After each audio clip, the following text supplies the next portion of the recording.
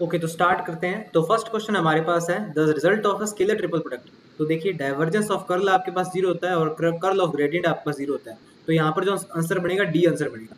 ठीक है, नेक्स्ट इसके अंदर है the value of this integral, triple integral आपके पास है। तो यहाँ पर इसको डी जेड कर लीजिएगा। तो X square plus Y square Z square देखा है आपको, तो 16 लिख दूँ यहाँ पर, मैं सब्स्टिट्यूट कर दूँ यहाँ पर 16 x I cap plus Y J cap plus Z के कैप। ठीक है, तो आपको इसका क्या निकालना है, डेल डॉट निकालना है इस सारे का। ये एफ है आपके पास, तो कितना आ जाएगा 16.3 48 आ जाएगा। तो 48 triple integral of 48 into D X D Y और डी जेड। ठीक है, तो 48 तो बाहर आ जाएगा। और ये आपके पास किसकी इक्वेशन है, ये एक स्फीयर की इक्वेशन है जिसका रेडियस आपके पास कितना है 4 है। ठीक है, तो आपके पास कितना बन जाएगा 48 4/3 पाई आर क्यूब। ठीक है, तो आर आपके पास यहाँ पर कितना है 4 है। ठीक है, तो आपके पास ये बन जाएगा 4/3 पाई 4 की पावर 4 की पावर 4, और यहाँ पर आपके पास 16 3 जा 48 था ये।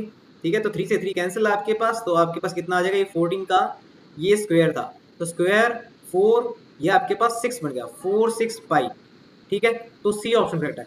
ए dot B cross C is to 0 in 3 dimensional space. तो आपके पास क्या है, आपके पास ये तो एबीसी कोप्लेनर होंगे। ठीक है, तो एबीसी कोप्लेनर होंगे तभी आपके पास क्या होगा, ये 0 होगा।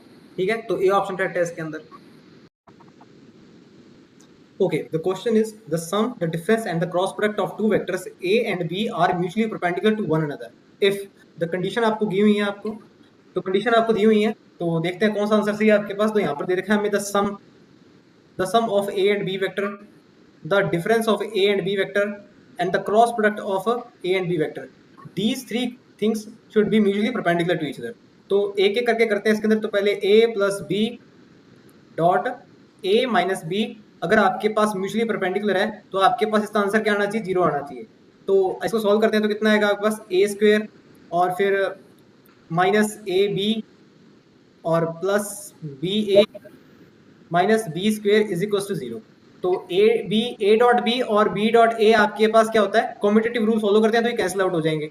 तो यहाँ से मेरे पास कितना आ गया, A square is equal to B square. तो मुझे पता लगता है कि A magnitude is equal to B magnitude आ गया मेरे पास।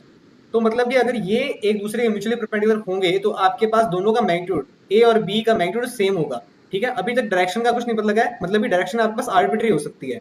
नेक्स्ट इसके अंदर मैं कंडीशन देखता हूँ कि आपके पास ए प्लस बी और डॉट ए क्रॉस बी, ये भी आपके पास क्या आना चाहिए, 0 आना चाहिए, तभी आपके पास म्यूचुअली परपेंडिकुलर होगा। मैं एक सॉल्व कर दूंगा ए प्लस बी बड़ा और ए माइनस बी बड़ा, आपको खुद समझ में आ जाएगा। तो ये कितना बनेगा आपके पास, ए dot A vector dot A cross B, और दूसरी आपके पास बनेगी B dot A cross B.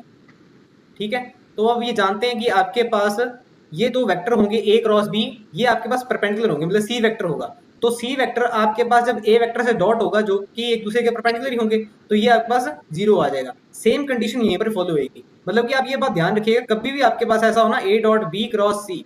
ठीक है, तो ये आपके पास एक ही कंडीशन में 0 होता है, जब या तो ए इज इक्वल टू बी हो, या बी इज इक्वल टू सी हो, या सी इज इक्वल टू ए हो। ठीक है, ये तीनों ही आपके पास डिफरेंट होने चाहिए। अगर तीनों में से एक भी आपके पास सेम आते हैं, कोई भी दो सेम आते हैं, तो ये आपके पास जो है ब्रैकेट, ये आपके पास 0 बन जाएगा। तो सेम वाइज आपके पास ये भी 0 हो जाएगा। तो यहाँ से मुझे पता लग गया कि ये तो हमेशा 0 होते ही होते हैं।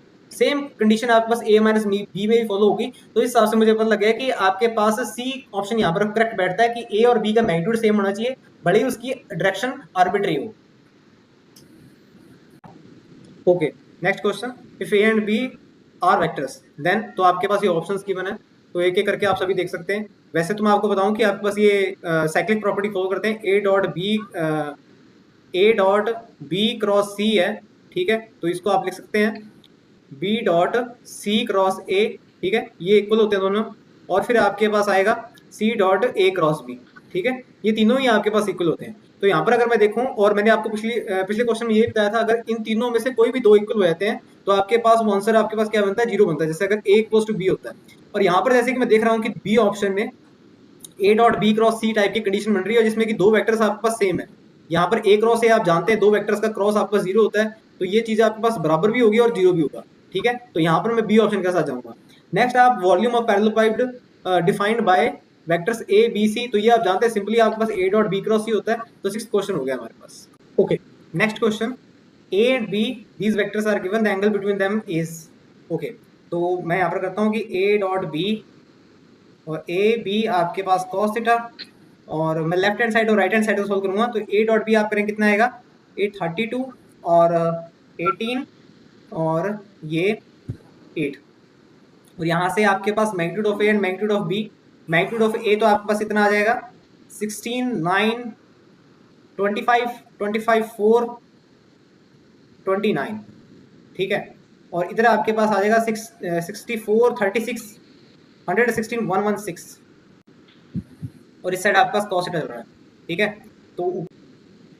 तो यहाँ पर इस सब का सम कितना आ जाएगा 58 और √29 और 116, ठीक है। इसको सॉल्व करेंगे आपके पास, तो यहाँ पर इसको मैं √58 ऐसे लिख लूँ, इसको आप लिख सकते हैं √2 और √58, ठीक है। तो √58 कैंसिल, और यहाँ से ये आपके पास √2 आ जाएगा, √2 से √2 कैंसिल, तो यहाँ पर 1 आ गया। तो cos थीटा की वैल्यू 1 कब होती है, जब थीटा आपके पास कितना होता है 0 डिग्री। तो ए ऑप्शन करेक्ट है। नेक्स्ट इसके अंदर divergence of position vector R, मतलब कि डेल डॉट आर पूछा जा रहा है हमसे, ठीक है। तो डेल डॉट आर मतलब कि x I cap plus Y J cap plus Z के कैप, ठीक है। यहाँ पर आप इसका करेंगे तो 1 + 1 + 1 इतना आ जाएगा 3 आ जाए, ठीक है। तो इसका आंसर डी बनता है। ओके ओके, तो नेक्स्ट क्वेश्चन है आपके पास, if del T is the Dirac delta function in T then the value of this. तो आप जानते हैं डिराक डेल्टा फंक्शन की आपका शिफ्टिंग प्रॉपर्टी, जो कि आपके पास -∞ प्लस ∞ डेल टी माइनस ए, अगर एफ ऑफ टी है तो आपके पास कितना आता है एफ ऑफ ए। तो यहाँ पर तो आपके पास डेल ऑफ टी है, ये तो ये आपके पास कितना बन जाएगा del of T F of T और एफ ऑफ 0, ठीक है। तो ये इसका आंसर आ जाएगा। तो मतलब कि यहाँ पर मुझे इस फंक्शन जो कि एफ है मेरे पास, इसमें 0 पुट कर देना है, तो e की पावर 0 आपके पास 1 आ जाएगी, तो ए ऑप्शन करेक्ट है। नेक्स्ट इसके अंदर, if A is this unit vector then the value of mu B. अब ए यूनिट वेक्टर है तो आपको इसका मॉड कितना होगा 1 होगा, ठीक है। तो इसका मॉड निकाले तो कितना आएगा 1/9 plus mu square is equal to 1। So mu square is equal to 1 - 1/9, so comes out to be 8/9। तो यहाँ पर म्यू की वैल्यू कितनी आ जाएगी 2√2/3, ठीक है। क्योंकि म्यू आपके पास स्क्वायर में है तो आपके पास प्लस माइनस हो जाएगा, तो नेगेटिव में आपके पास कंसीडर कर लेंगे क्योंकि पॉजिटिव वाला नहीं है, ठीक है। तो बी ऑप्शन करेक्ट होगा इसके अंदर। Next question, what is the value of line integral 3y dx + 4x dy। तो देखिए पहले इसको मैं इजीली सिंप्लीफाई कर लेता हूँ। इसको मैं ऐसे लिख देता हूँ 3y i cap plus 4x j cap, ठीक है, और यहाँ पर dot dx i cap plus dy j cap, ठीक है। तो एक हिसाब से आपके पास ये बन गया a dot dx i cap plus dy j cap, ठीक है। अब आप देखिए, आप स्टोक्स थ्योरम ध्यान होगी आपको, तो उसके अंदर क्या दिया आपके पास a dot dl is equal to del cross a surface integral ds, ठीक है। तो डेल क्रॉस ए आपके पास कितना होगा, तो डेल क्रॉस ए निकालेंगे अपने, डेल क्रॉस ए, ठीक है। इसका आप डेल क्रॉस करेंगे तो कैसे करेंगे, curl over curl x, curl over curl y, curl over curl z, और ऊपर आपके पास ये i कैप j कैप और ये k कैप, और यहाँ पर आपके पास आ जाएगा 3y 4x और यहाँ पर 0, ठीक है। इसे सॉल्व कर लीजिए आप, सॉल्व करेंगे आपके पास कितना आ जाएगा, ये k कैप आ जाएगा, k कैप आ जाएगा मतलब 1 k कैप आ जाएगा, ठीक है।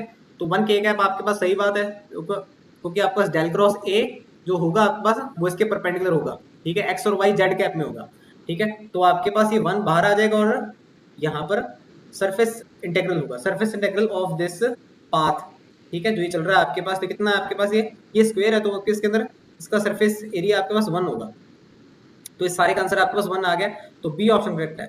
Next condition for solid vector field, divergence of A must be 0, ठीक है, तब आपके पास क्या हो जाएगा सॉलिड वेक्टर फील्ड होगा। ओके, नेक्स्ट क्वेश्चन 14 था आपके पास। 14 बहुत इजी क्वेश्चन है, ये आप खुद करेंगे, डिफरेंशिएशन करना है a डॉट b करके। इसका मैं आपको सही आंसर बताया तो d आएगा, इसमें प्लस 18t² कर लेना, ठीक है, ये आप खुद निकालेंगे। Next question 15th, a vector is given a dot b आपको 14 दे रखा है, a क्रॉस b आपको ये दे रखा है, तो b आपको बताना है कि ऑप्शंस में से कौन सा होगा। देखिए ऑप्शंस तभी दिए जाते हैं ताकि हम इसको निकाल सकें, वैसे तो लेंथी प्रोसेस हो जाएगा और काफी लंबी क्वेश्चंस बन जाएंगी, तो इतना नहीं करना है। तो आप a डॉट b आप पुट करके देख लीजिए, a वेक्टर आपको गिवन है और b वेक्टर है, यहाँ पर कौन सा होगा कि 14 आंसर आ जाए, या फिर आप एज पर योर चॉइस है कि आप a क्रॉस b भी कर सकते हैं, जिससे कि आपके पास 2i + j - 8k आ जाए, ठीक है। तो यहाँ पर मेरे को लगता है कि ये बड़ा इजी रहेगा, तो a डॉट b, तो सी ऑप्शन करेक्ट रहेगा इसके अंदर। नेक्स्ट क्वेश्चन आपके पास, the vector that is perpendicular to the surface x² + 2y² + 3z² is equal to 4 at these points.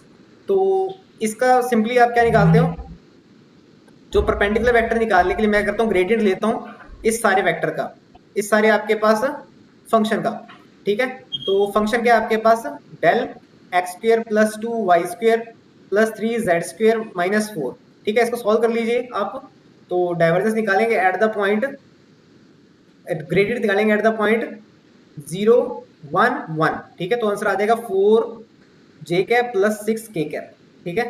तो ये क्वेश्चन इजी थे, आपने खुद भी करने ही, ठीक है। ए ऑप्शन करेक्ट है। ओके, नेक्स्ट क्वेश्चन है, body is executing circular motion about the point 134।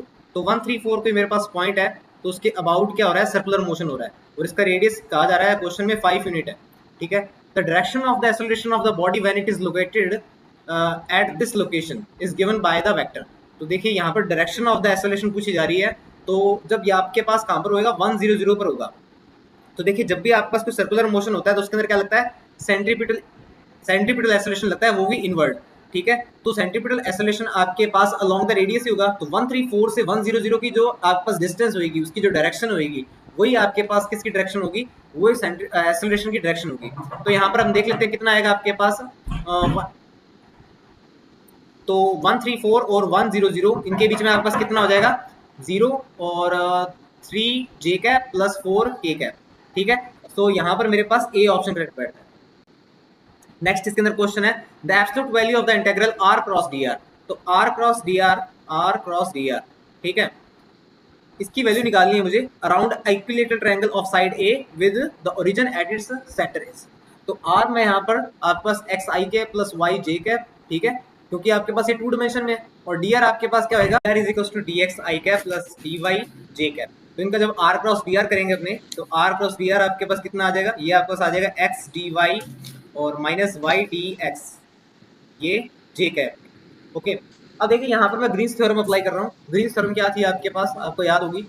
तो ग्रीन थ्योरम आपके पास थी pdx plus Q D Y integration, और इसका आपके पास डबल इंटीग्रल आपके पास हो जाएगा curl Q over curl X minus curl P over curl Y D A, ठीक है।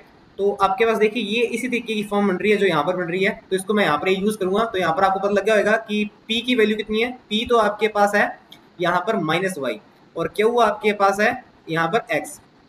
तो जब यहाँ पर सब्स्टिट्यूट करेंगे curl x over curl x 1, और p आपके पास माइनस वाई में तो प्लस 1 हो जाएगा, और ये dA डबल इंटीग्रल, तो आपके पास ये कितना आ जाएगा, 2a आ जाएगा। और a यहाँ पर क्या है, a यहाँ पर आपके पास इक्विलेटरल ट्रायंगल का एरिया होगा। तो इक्विलेटरल ट्रायंगल का एरिया आपने छोटी क्लास में पढ़ा होगा, कितना, √3/4a², ठीक है। तो जिस हिसाब से इसका कितना आ जाएगा, √3/2a², ठीक है।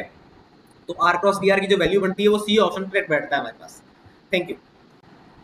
ओके, तो नेक्स्ट क्वेश्चन इसके अंदर आपके पास द वैल्यू ऑफ दिस। तो आपको याद होगा ड्राग डेल्टा फंक्शन की प्रॉपर्टी f ऑफ x और डेल्टा x माइनस a आपके पास f ऑफ a होता है for the limit minus infinity plus infinity. अब क्योंकि यहाँ पर डेरिवेटिव है तो यहाँ पर भी डेरिवेटिव आया था, ये इसकी नेक्स्ट प्रॉपर्टी थी। और यहाँ पर आपके पास a की वैल्यू क्या है, 0 है, तो यहाँ पर f डैश 0 पर होगा। तो f डैश 0 पर होगा तो आपके पास फंक्शन क्या है, साइन x है। साइन x का आपके पास डिफरेंशिएशन होगा, तो cos x की वैल्यू 0 पर, cos x आपके पास 0 पर 1 आ जाएगा, तो आंसर इसका a बन जाएगा। नेक्स्ट इसके अंदर work done by the force this along the path this, ठीक है। तो यहाँ पर आपके पास f आपके दे रखा है, f is equal to X I cap plus Y J cap तो हमें निकालना है f डॉट डी आर निकालना है। f डॉट डी आर आप निकालेंगे तो इसके अंदर आपके पास आ जाएगा, डी आर आपके पास है D X I cap plus D Y J cap, तो इंटीग्रल आपके पास बन जाएगा X D X plus Y D Y. अब देखिए ये हम पहले भी लगा चुके हैं, ग्रीन्स थ्योरम अप्लाई करूंगा मैं यहाँ पर। तो आपके पास क्या थी, curl Q over curl x plus curl P over curl Y, और यहाँ पर ये डी ए, ये एरिया इंटीग्रल है, ठीक है। तो क्यू आपके पास कितना है, आपके पास P D X plus Q D Y, ठीक है। क्यू आपके पास वाई है तो इसका 0 आ जाएगा, और पी आपके पास क्या एक्स है, इसका 0 आ जाएगा। तो मतलब कि अलोंग द सर्कुलर पाथ आपके पास work done by this force is 0। A option is correct. Again the volume of parallelepiped A I plus J is equal to B J plus K, और सी आपके पास के plus आई, ठीक है। तो यहाँ पर आपके पास वॉल्यूम का पैरेलल पाइप का फॉर्मूला क्या होता है, ए डॉट बी क्रॉस सी, ठीक है। तो बी क्रॉस सी आप करके देखिए, बी क्रॉस सी आप करेंगे तो कितना आएगा, जे को के के साथ क्रॉस करेंगे, जे के आपके पास आई कैप, और फिर जे का आई के साथ करेंगे तो आपके पास कितना आएगा, माइनस के कैप, और के का आप के साथ करेंगे तो 0, और के का आपके पास आई के साथ करेंगे तो यहाँ पर आपके पास प्लस जे का, ठीक है। और इसका डॉट प्रोडक्ट करना है आई प्लस जे के साथ, आई प्लस जे के साथ करेंगे तो आई का आई के साथ 1 और जे का जे के साथ 1, तो 1 + 1 2 आ गया आपके पास। तो आंसर आपके पास बनता है इसके अंदर डी ऑप्शन करेक्ट है। Next, which of the following defines A conservative force. तो कंजर्वेटिव फोर्स आप जानते हैं कि जब F of D R for the closed integral, ये एकदम करेक्ट है। और डेल क्रॉस एफ भी 0 होना चाहिए क्योंकि स्टोक्स थ्योरम यहाँ पर अप्लाई होती है। तो एफ डॉट डी आर आपके पास क्या होता है, del cross F D A, ठीक है। तो दोनों ही आपके पास सही है, बी और सी ऑप्शन मल्टीपल सिलेक्टेड का क्वेश्चन था ये। Okay, next question, consider the three vector. तो थ्री वेक्टर्स आपको गिवन है ए बी सी, तो which of the following is true, कि आपके पास A B C linearly independent है, डिपेंडेंट है, और B C at the right angle to each other, और ए सी आर पैरेलल। तो देखिए लीनियरली डिपेंडेंट और इंडिपेंडेंट चेक करने के लिए मैं क्या करूंगा, अगर इसका मेरे पास डिटरमिनेंट 0 आ जाता है तो मैं कहूंगा कि ये लीनियरली डिपेंडेंट है, और अगर डिटरमिनेंट मेरे पास नॉन जीरो आता है तो मैं कहूंगा लीनियरली इंडिपेंडेंट है। तो मैं चेक करता हूँ पहले, आप देख जानते हो कि डिटरमिनेंट कैसे करते हैं। पहले ए वेक्टर लिख लेता हूँ मैं, 1 1 1 और 1 - 1 1 1 - 1 -1, ठीक है। इसका देखिए आप डिटरमिनेंट निकालेंगे तो आपके पास ये कितना आ जाएगा, देखिए मैंने पहले निकाल रहा था, 4 आएगा इसका। So this is not equals to 0, so इसका 4 आ रहा है नॉट इक्वल्स टू 0, तो मतलब कि लीनियरली इंडिपेंडेंट वेक्टर्स हैं सभी, तो A B C are linearly independent. So इसमें ए ऑप्शन करेक्ट बैठता है। नेक्स्ट, इसके अंदर द पोजीशन वेक्टर्स दिस आपको गिवन है और ये आपको, ठीक है। तो इसके अंदर अपने क्या करते हैं, del dot R square R vector, ऐसे गिवन है ना। तो इसके अंदर पहले आर स्क्वायर छोटा मैंने आर वेक्टर का किया, और फिर आर वेक्टर छोटा और डेल आर स्क्वायर आ गया। अब देखिए आर स्क्वायर छोटा जब, तो आर वेक्टर का कितना होगा आपके पास, आर वेक्टर आपके पास क्या है, x I cap plus Y J cap plus j cap, तो ये 3 आ जाएगा आपके पास, तो सॉल्व कर लेना। डेल आपके पास क्या है, आई cap curl over curl x plus j cap curl over curl y and k cap curl over curl z, ठीक है। ये बहुत ही सिंपल सी एक्सरसाइज है, ये आपको खुद करनी चाहिए, ठीक है। नेक्स्ट आपके पास r vector del r square. अब देखिए डेल आपके पास ये सब कुछ है, तो ये आर स्क्वायर पे करना थोड़ा सा मुश्किल रहेगा, तो इसके लिए मैं यहाँ पर लिख लेता हूँ समेशन आई cap curl over curl x, ठीक है। मतलब यही हो गया कि यहाँ पर j cap curl over curl y भी है और k cap curl over curl z भी है, तो ये आर स्क्वायर और आर स्क्वायर। अब देखिए यहाँ पर पार्शियल डिफरेंशिएशन चलेगा, तो आर वेक्टर और कितना आ जाएगा आपके पास, ये curl r square over curl r और curl are over curl x, ऐसे लिखा जाएगा ना, ठीक है। तो ये आ जाएगा आपके पास आर वेक्टर, ये आर स्क्वायर आ जाएगा आपके पास over curl r 2 r i cap और कर्ल एक्स और curl are over curl x का डिफरेंशिएशन आप जानते हैं। देखिए आर आपके पास यहाँ पर under x square plus Y square plus z square है, ठीक है। इसका अपने डिफरेंशिएशन करना है तो आपके पास एक्स बाई आर आ जाएगा, तो आर से आर कैंसिल हो जाएगा और यहाँ पर आपके पास क्या बचा है, आर वेक्टर और समेशन 2x, ठीक है, समेशन 2x आई कैप। तो ऐसे ही आपके पास समेशन इसमें समेशन में आपके पास 2x आई कैप भी है प्लस 2y जे कैप भी है प्लस 2z की ए कैप भी है,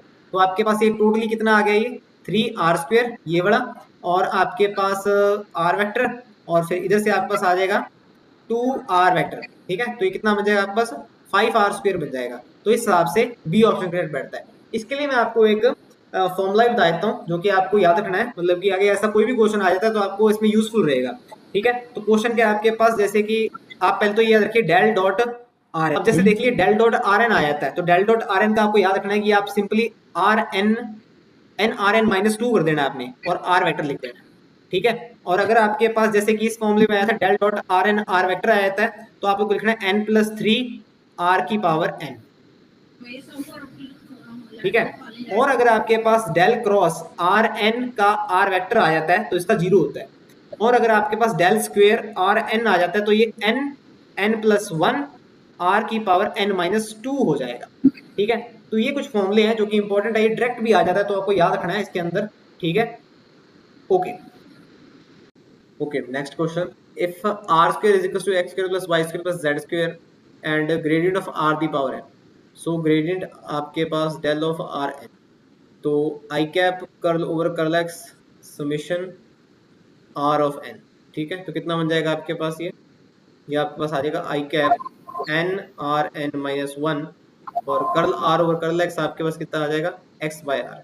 तो ये आपके पास टोटली बन गया ये एन आर एन -2 और एक्स आई कैप समेशन, तो ये आपके पास बन जाएगा N R N -2 R vector. So C option is correct.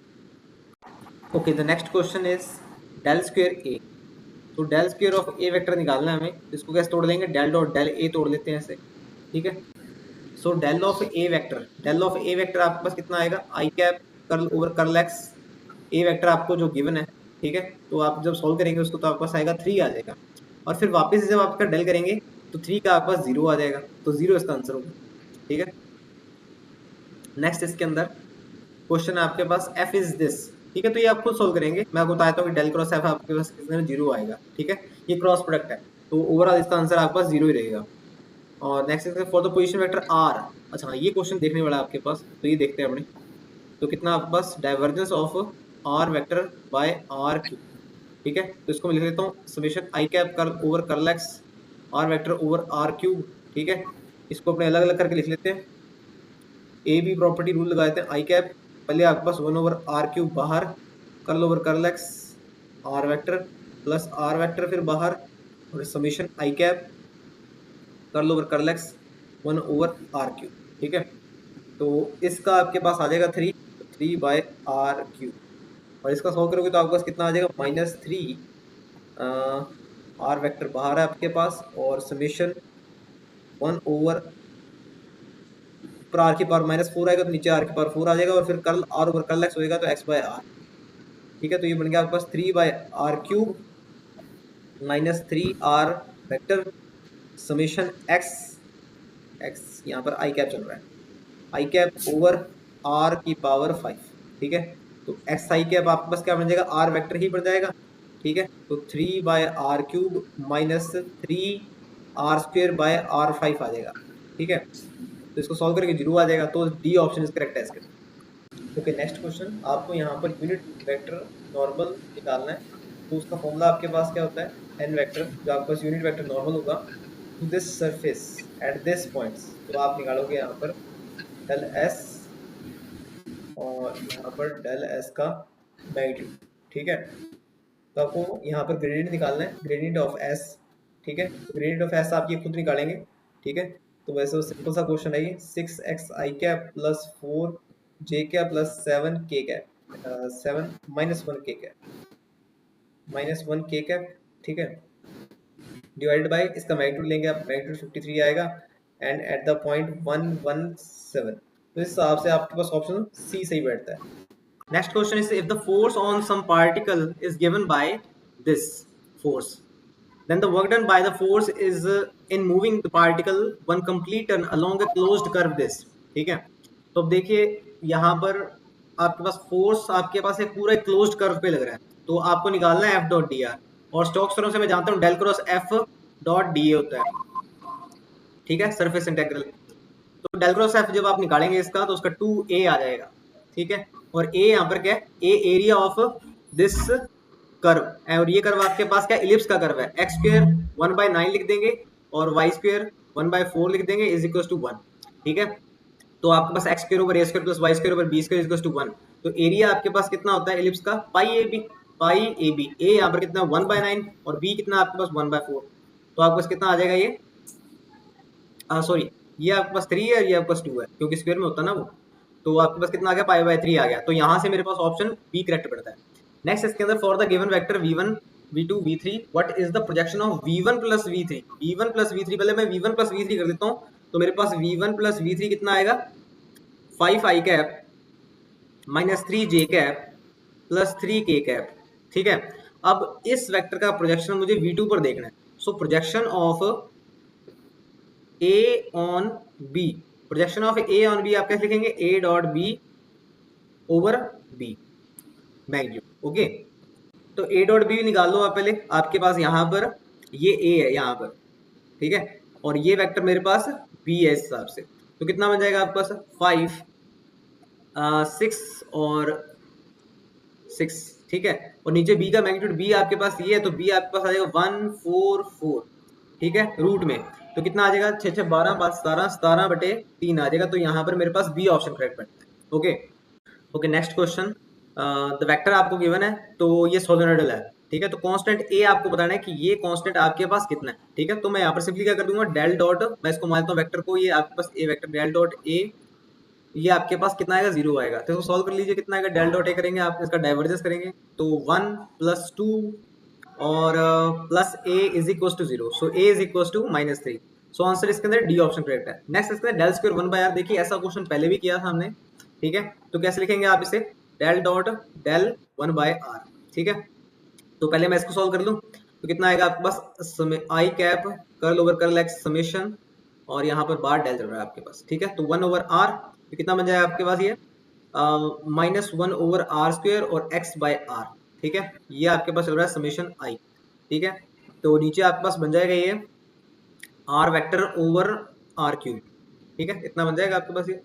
अब देखिए, अब इसका डेल एक बार और होगा, ठीक है। डेल एक बार और होगा तो आप क्या लिखेंगे इसको, इसका आपके पास आ जाएगा, एक बार आप करेंगे 1/r³ बार निकाल कर r इसका, और फिर नेगेटिव बार कॉमन ले लेते हैं अपने इसके अंदर, फिर प्लस आपके पास r वेक्टर बाहर रहेगा तो डेल 1/r³। देखिए ये चीज हमने पहले भी की थी, देखिए आपको खुद को सॉल्व करनी है। डेल आपके पास वापस ये चीज पुट करके समेशन आई cap curl over curl x, ठीक है। ये आप सॉल्व करेंगे तो यहाँ पर आपके पास 3/r³ आएगा, और यहाँ पर आपके पास कितना आएगा, यहाँ इस साइड आपके पास आ जाएगा माइनस में 3/r5 और ऊपर r² बनेगा, ठीक है। तो ये कैंसिल आउट हो जाएगा, जीरो आ जाएगा आंसर आपके पास। तो इसका आंसर आपके पास जीरो आ जाएगा।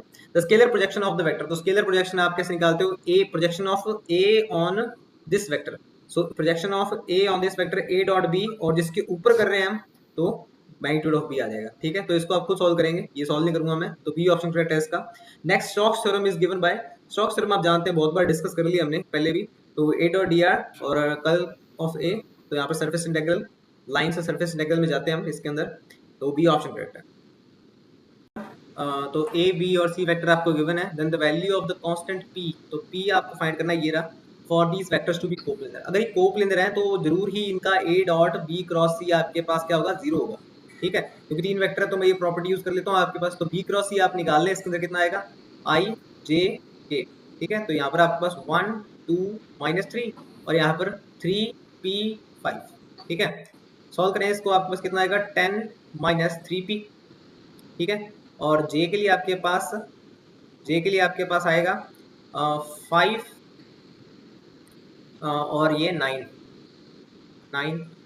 जे कैप प्लस के कैप आपके पास आ जाएगा p -6 के कैप, ठीक है। इतना आ जाएगा आपके पास। और नेक्स्ट आपको क्या करना है, ए डॉट करना है, यहाँ पर ए डॉट करना है तो 2 के साथ करेंगे तो आपको कितना आएगा 2 10 - 3p और माइनस माइनस प्लस 9 5 14, तो 14 प्लस p -6 आपके पास p -6 ही रह जाएगा, ठीक है। इज इक्वल टू आपके पास ये जीरो है, तो 20 + 14 - 6 और 6p + p, ठीक है। तो आपके पास कितना आ गया, ये 20 - 16 आपके पास ये 14 बन गया, 14 14 28, ओके। इज इक्वल टू आपके पास -6p और प्लस p। तो यहाँ पर ओके, तो यहाँ पर वापस से देखते हैं, यहाँ पर गलती हो गई है। तो 5 to 10 और 10, ओके, यहाँ पर 10 + 3p आ जाएगा, ठीक है, 3p, और यहाँ पर फिर मतलब कि यहाँ पर भी 3p होगा, तो इसका मतलब कि यहाँ पर 6p, तो आपके पास -7p हो जाएगा। तो p की वैल्यू आपके पास कितनी आ गई, -4 आ गई है, ठीक है। तो सी ऑप्शन करेक्ट बैठता है इसके अंदर। नेक्स्ट इसके अंदर एंगल बिटवीन दीज वेक्टर्स, तो आपको क्या करना है, ओके, ए डॉट बी आपको वेक्टर करना है ए बी cos थीटा, ठीक है। तो आपके पास कितना आ जाएगा, ए डॉट बी आप करेंगे तो इसके इधर से तो मैग्नीट्यूड cos थीटा निकालना है आपको सिर्फ। ए डॉट बी करेंगे 12 प्लस -6 -2, ठीक है, डिवाइड बाय आपके पास 4 4 16 और 17 √17 और 36 + 9 + 4 36 + 13, ओके। तो आपके पास ये ऊपर आपके पास बन गया है ये, हाँ, ये cos थीटा का इक्वल है। ये कितना आ जाएगा आपके पास 12 6 6 और 6 2 4, ऊपर तो 4 आ गया और नीचे आपके पास आ जाएगा 6 3 9 और 3 4 49 7 7 और यहाँ पर लगता है देखिए रूट गलत कर दिया हमने, ठीक है। तो 4 4 8 और 9, यहाँ पर 9 आएगा, ठीक है। 9 आपके पास इसका 3 बन जाएगा, ठीक है, 7 3 21, तो 4/21, तो सी ऑप्शन करेक्ट है। नेक्स्ट इसके अंदर projection of this vector on this vector is equal to 19/9। देखिए इस बार प्रोजेक्शन दे रखा है और हमें ये m की वैल्यू फाइंड आउट करनी है। तो देखिए ये क्वेश्चन मैं आपके ऊपर छोड़ता हूँ, ठीक है। तो projection of a dot b आप कैसे लिखते हो, projection of a on b आपके पास ए dot b over mod b, ठीक है। तो ए डॉट बी आपके पास कितना आ जाएगा, 4 minus 4m plus 7 by B का मैग्नीट्यूड 16 16 32 एंड प्लस 49, ठीक है। ये चल रहा है आपके पास, इज इक्वल्स टू आपके पास कितना 19/9 है। तो 9 10 11 और 4 3 7 8 81, तो ये आपके पास 9 का होता है, तो 9 से 9 आपके पास कैंसिल, और इधर आपके पास कितना आ जाएगा 9 7 2 is equals to 4 minus 4m, so 1 minus m is equals to 3, so m is equals to -2, तो आंसर आपके पास डी सही बनता है। Okay okay, next question, the value of the constant m आपको फाइंड करना है। m आपके पास ये रहा and the angle between a and b is 60 degree. तो a डॉट b करते हैं, a डॉट b आपके पास 4m और -5 और फिर +5, ठीक है। और दूसरी साइड सॉल्व करता हूँ मैं, a डॉट b करता हूँ मैं, तो magnitude of a dot magnitude of b और cos 60 आपके पास हाफ होता है, और मैग्नीट्यूड ऑफ a आपके पास कितना आ जाएगा m² + 1 + 5, ठीक है। और इस साइड आपके पास कितना आ जाएगा 16 + 25 + 5, ठीक है। तो सॉल्व कर लीजिए, 5 5 कैंसिल आपके पास, और इधर आपके पास ये 8m बन जाएगा, और इधर आपके पास आ जाएगा m² + 6, और यहाँ पर आपके पास आ जाएगा 46, ठीक है। ये 46, ये यहाँ पर भी आपके पास हाफ है, यहाँ पर भी पावर ये हाफ है और यहाँ पर भी हाफ है। नाउ स्क्वेयरिंग बोथ साइड आपके पास कितना आ जाएगा 64m² is equal to m² + 6 is 46, ठीक है। तो 46m² + 46 × 6 64m², तो 64m² - 46m² कितना आ जाएगा आपके पास, ये 18m² इज इक्वल टू 46 × 6, तो 6 3 है 18, और आपके पास m की वैल्यू आ जाएगी √46/√3, ठीक है। तो अच्छा क्वेश्चन था ये, ए ऑप्शन करेक्ट है। नेक्स्ट इसके अंदर a cross b can be written as a cross b, a b sine theta का मैग्नीट्यूड पूछा जा रहा है, तो यहाँ पर a b साइन थीटा का मैग्नीट्यूड कहाँ पर बन रहा है आप ये देख लीजिए, ठीक है। तो यहाँ पर आपके पास a² b² minus a dot b था a b cos² थीटा लिख देंगे आप इसे, ऊपर रूट चल ही रहा है, तो आपके पास ये डायरेक्टली बन जाएगा, ठीक है। तो बी ऑप्शन करेक्ट है इसके अंदर। नेक्स्ट के अंदर 45 देखते हैं, 45 आपके पास क्या है, a डॉट b आपके पास a डॉट c है, तो a b cos थीटा, इन दोनों के बीच में मान लेते हैं एंगल 1 है, और a c cos थीटा, इनके बीच में एंगल मान लेते हैं 2 है, ठीक है। नेक्स्ट इसको भी सॉल्व करता हूँ a क्रॉस b को, तो a b के बीच में एंगल तो थीटा 1 था ना, ठीक है। तो साइन थीटा 1 लिख दूंगा इधर में, फिर आपके पास a c साइन थीटा 2, अब डिवाइडिंग 2/1, तो आपके पास कितना आ जाएगा tan theta 1 is equal to tan theta 2, तो मतलब कि theta 1 is equal to theta 2, okay. तो ये चीज अगर मैं यहाँ पर पुट करता हूँ तो मेरे पास क्या आएगा a b is equal to a c, क्योंकि cos theta 1 is equal to cos theta 2 हो गया, क्योंकि थीटा 1 बराबर थीटा 2 हो गया, यहाँ से b इज इक्वल टू सी आएगा। यही जब सेम कंडीशन ऑफ थीटा 1 बराबर थीटा 2 यहाँ पर पुट करोगे, वापस से आपके पास b is equal to c होगा। So whatever be the value of a, b must be equal to c, तो आपके पास सी ऑप्शन करेक्ट बैठता है इसके अंदर। ओके, तो आगे नेक्स्ट क्वेश्चन सिर्फ चलते हैं। तो 46 क्वेश्चन आपके पास, if a and b are unit vector which of the following statement is true. तो a और b आपके पास यूनिट वेक्टर हैं, तो आप, मैं इस क्वेश्चन को ऑप्शंस के थ्रू करना चाहूंगा, ठीक है। तो a + b आप जानते हैं कि आप कैसे खुलता है, आपके पास ये दो वेक्टर का एडिशन है आपके पास, कैसे करते हो आप इसके अंदर a² + b² + 2ab cos theta, ठीक है, और ये इसका अंडर रूट ऐसे, ठीक है, यही होता है ना इसका। तो इसके अंदर कितना आ जाएगा, ये आप इसको सॉल्व करोगे तो a² और b² तो यूनिट वेक्टर है, तो 2 + 2 cos थीटा, ठीक है। और यहाँ पर आपके पास mod a + b तो चल ही रहा है, ठीक है। थोड़ा सा ये फॉर्मूला जो मैं लिख रखा है इसको साइड में लेता हूँ मैं, ये यहाँ पर कंटिन्यू चल रहा है, ठीक है। तो आपके पास ये कितना आ जाएगा a + b का मोड और डिवाइड बाय √2, और यहाँ पर आपके पास √1 + cos थीटा, तो 1 + cos थीटा आपके पास कितना बन जाएगा 2 cos² थीटा/2, तो √2 आ गया, और cos² थीटा आपके पास रूट से हटके cos थीटा/2 आ जाएगा, तो √2 आपके पास इधर चला जाएगा, और आपके पास जो आंसर सही बन जाएगा सी ऑप्शन करेक्ट बन जाएगा। नेक्स्ट इसके अंदर area of triangle PQR having the vertices this PQR, तो देखिए इसके अंदर मैंने पहले ही फॉर्मूला लिख रखा है इसके अंदर for the area of triangle, ये आप याद रखेंगे, एरिया ऑफ ट्रायंगल आपका फॉर्मूला है, ठीक है। वैसे ही मैंने यहाँ पर भी एक फॉर्मूला लिख रखा है, ठीक है। To know the equation of the plane, तो आपको सिर्फ यहाँ पर वैल्यूज सब्स्टिट्यूट करनी है और इसका आंसर निकालना है, ठीक है। b माइनस ए करना है, इसको आप a ले लीजिए, इसको b ले लीजिए, इसको c ले लीजिए और सॉल्व कर लीजिए इसे, आप बस सिंपली हो जाएगा। इसका आपको क्रॉस प्रोडक्ट करके मैग्नीट्यूड लेना, ध्यान रखिएगा, ठीक है। तो इसके अंदर आपके पास सही ऑप्शन क्या बनेगा, तो इस क्वेश्चन का ऑप्शन आपके पास ए बन जाएगा, ठीक है। तो इसको आप खुद करेंगे ट्राई। नेक्स्ट इसके अंदर 48 आपके पास the equation of the plane that contains the point these is equals to, ठीक है। तो इसका आपके equation of the plane for these 3 points, मैंने ये इक्वेशन बना रखी है, इसके अंदर डिटरमिनेंट निकालना है आपको, ये फॉर्मूला आपके पास, ठीक है। तो x minus x1 x minus 2 y plus 1 और z माइनस 1, ठीक है। और x2 माइनस x1 आपके पास कितना आ जाएगा, 3 2 1 और 2 माइनस 1 3 और -1 -1 -2 और यहाँ पर आपके पास -1 -3 -4 और 3 -2 1 2 प्लस 1 3, ठीक है। इसको सॉल्व करेंगे हम आगे, तो कितना आ जाएगा आपके पास, x माइनस 2 9 माइनस प्लस 2, ठीक है। और यहाँ पर आपके पास आ जाएगा माइनस y प्लस 1 और 3 प्लस 8। नेक्स्ट इसके अंदर z माइनस 1 और 1 प्लस 12, ठीक है। इसे सॉल्व कर लेते हैं। ऐसे कितना आएगा, 9 to 11 x आ जाएगा और यहाँ से मेरे पास 8 3 देखिए, इसको तो वापस से देख लेते हैं बीच वाले को, तो ये आपके पास आ जाएगा 3 और अच्छा ठीक है, तो -8 ये -8 हो, ठीक है। तो आपके पास ये आ जाएगा -5y और बार 5y आ जाएगा। इस तरह आपके पास 13z आ जाएगा, 13z।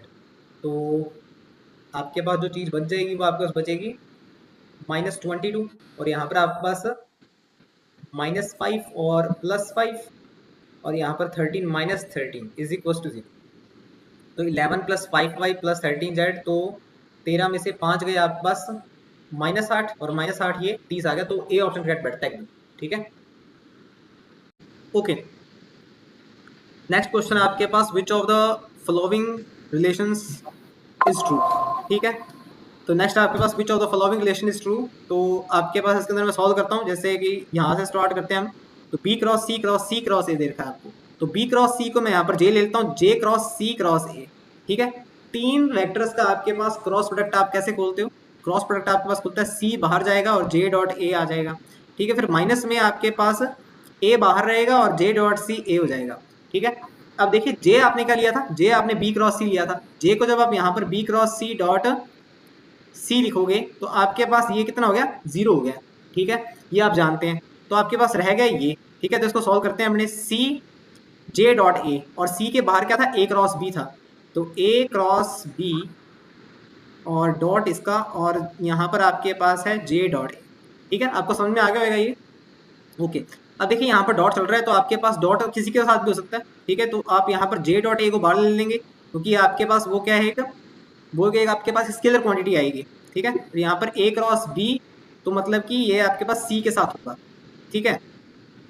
तो आपके पास A क्रॉस B क्या है, A cross B dot C, और यहाँ पर J की वैल्यू मैंने क्या ली थी, B क्रॉस C ली थी, तो J की value B cross C dot A, ठीक है। और यहाँ पर आपके पास A cross B dot C, ठीक है। अब देखिए आप जानते हो कि ये स्केलर ट्रिपल प्रोडक्ट जो आपके पास है A cross B dot C का, ये आपके पास साइक्लिक प्रॉपर्टी फॉलो करता है, ठीक है। तो इसको आप लिख सकते हो, जैसे इस साइड को लिख सकते हो B cross C dot A, ठीक है। इसको साइक्लिक प्रॉपर्टी फॉलो करवा दी है मैंने, और यहाँ पर भी आपके पास B cross C dot A है, तो इन दोनों का स्क्वायर हो जाएगा। तो देखिए यहाँ पर आप ध्यान से देखिए, A dot B cross C दिख रहा है आपको, तो देखिए A dot B cross C लिखा जा सकता है, क्योंकि आपके पास dot product commutative property follow करता है, तो इसलिए आपके पास ये B ऑप्शन करेक्ट है।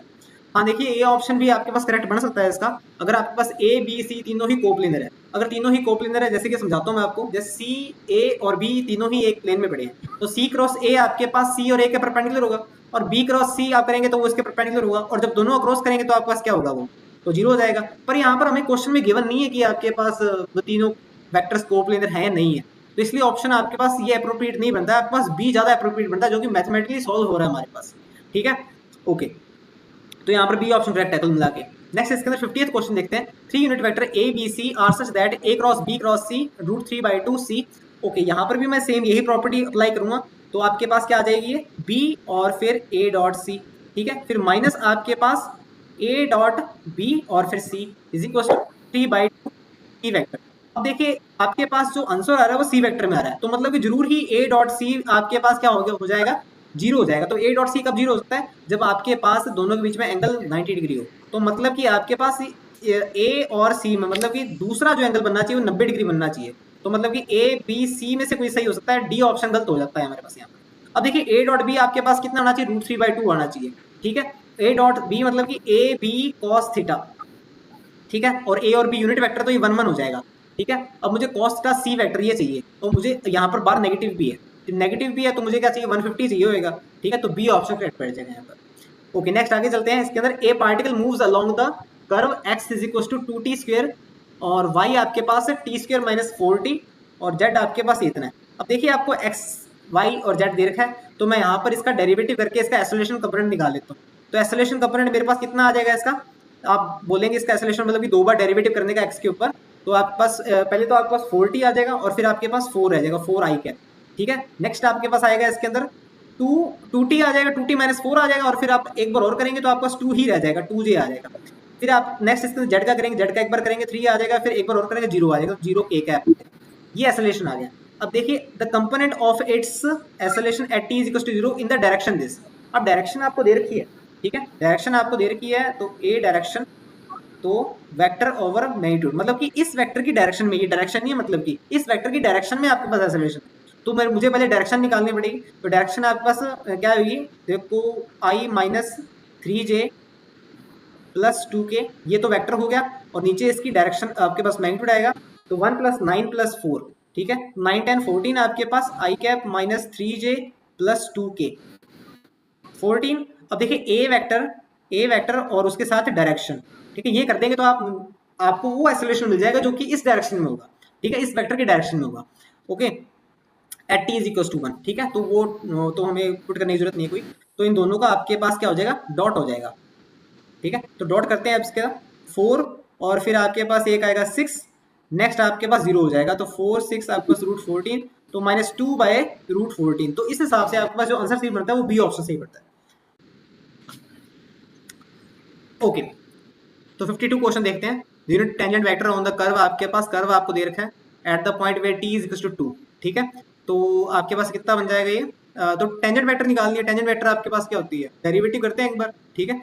तो हर एक कंपोनेंट का कर लेता हूँ मैं, तो आपके पास कितना आएगा 2t i कैप और फिर नेक्स्ट आपके पास 4j कैप, फिर आपके पास 4t - 6k कैप, ठीक है। अब t यहाँ पर कितना 2 है, तो आपके पास हो जाएगा 4i कैप + 4j कैप और 4 to 8 और 2k कैप, ठीक है। अब देखिए टेंजेंट यूनिट टेंजेंट वेक्टर है आपके पास, तो इसका आपने मैग्नीट्यूड भी निकालना पड़ेगा इसको अपन को, 16 + 16 + 4, ठीक है, तो 32 और ये 4 16 6 आ जाएगा, इसका रूट भी तो है ना ऊपर, तो इस हिसाब से मेरे पास ऑप्शन ए सही बैठता है।